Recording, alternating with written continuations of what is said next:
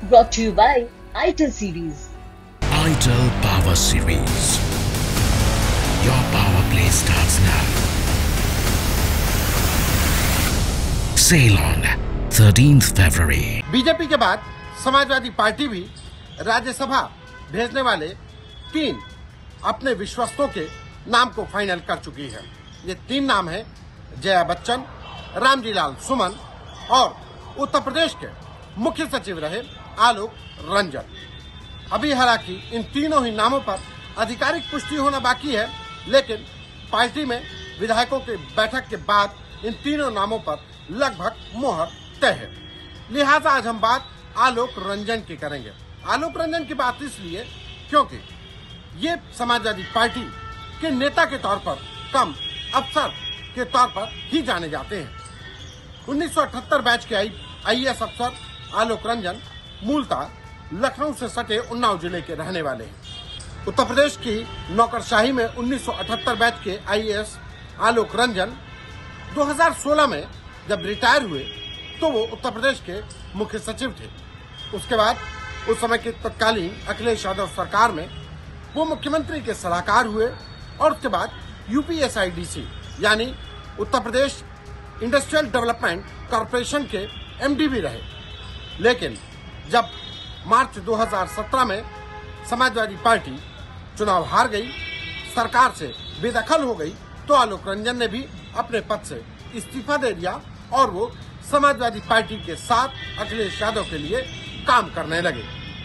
अब बात आलोक रंजन की समाजवादी पार्टी में भूमिका क्या है, तो आलोक रंजन समाजवादी पार्टी में जो लिखा पढ़ी के मामले हैं, जो हम अक्सर देखते हैं कि अखिलेश यादव सदन में हो या तमाम बार सदन के बाहर भी सरकार जो को घेरते हैं, जो नीतियों के मुद्दे पर घेरते हैं, जो आंकड़ों के साथ वो पेश करते हैं सरकार को विफल बताने की, उस सब के पीछे आलोक रंजन होते हैं।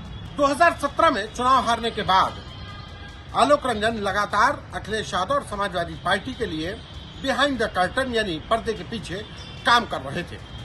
2022 के चुनाव में जो समाजवादी पार्टी का वचन पत्र यानी कि जिसको हम कहा जाए घोषणा पत्र जो जारी हुआ, वो घोषणा पत्र भी आलोक रंजन ने ही बनाया था। आलोक रंजन ने ही पूरे उसकी ड्राफ्टिंग की थी और उसकी ड्राफ्टिंग के बाद जब लॉन्च हुआ था तो उस समय उस प्रेस कॉन्फ्रेंस में जब अखिलेश यादव ने ये वचन पत्र या घोषणा पत्र जारी किया था तो उस समय आलोक रंजन उनके साथ मौजूद थे। 2022 के चुनाव के दौरान एक वक्त ऐसा भी आया जब लगा कि उत्तर प्रदेश से बीजेपी की विदाई होने वाली है और समाजवादी पार्टी सत्ता में आ रही है। तो उस समय हालत ये हो गई थी कि आलोक रंजन के पास जो उन्हीं के नौकरशाह जो 2017 से 2022 के बीच में उनका फोन नहीं उठाते थे, वो अफसर मिलने के लिए लाइन लगाने लग गए थे, क्योंकि अफसर जानते थे कि आलोक रंजन अखिलेश यादव के बेहद करीबी है, उनके रणनीतिकार हैं, उनके विश्वस्त हैं। और जब सत्ता बदल रही है, सत्ता में नए मुखिया का आना है, नई पार्टी का आना है, तो हर अफसर अपनी गुणागणित को ठीक कर रहा है।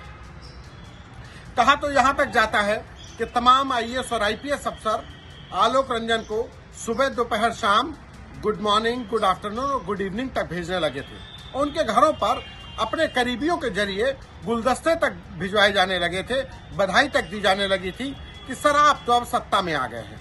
और जब सर सत्ता में आ गए हैं तो सर के शिष्य को भी कुछ न कुछ आशीर्वाद मिलेगा। लेकिन वक्त का फेर देखिए कि 2022 के चुनाव में नतीजे फिर बीजेपी के पास आ गए। आलोक रंजन जैसे रणनीतिकार के तौर पर काम कर रहे थे, वो आज भी काम कर रहे हैं।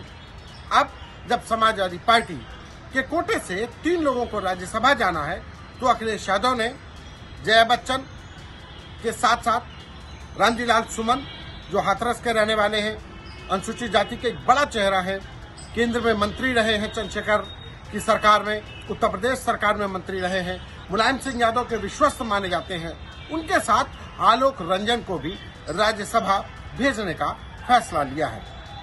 अब आलोक रंजन भी राज्यसभा जाएंगे तो जाहिर है कि वहां पर जाते हैं तो वहां से आंकड़ों के साथ, नीतियों के साथ वो बीजेपी और बीजेपी की सरकार को घेरने का काम करेंगे। उनका काम जारी रहेगा। पहले उनके काम को अखिलेश यादव बोलते थे और अब उनके जो फैसले होंगे, जो उनकी नीतियां होंगी, जो उनके आंकड़े जुटाए गए होंगे, वो अब खुद बोलेंगे।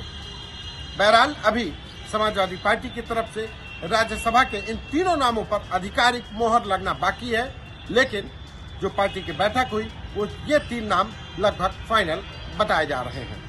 तो ये थी कहानी आलोक रंजन की। ऐसे ही सत्ता के गलियारों और सत्ता के गलियारों में दखल रखने वाले तमाम नेताओं और अफसरों की जुड़ी दिलचस्प किस्सों को सुनने के लिए देखते रहिए यूपी तक, बने रहिए मेरे साथ। नमस्कार।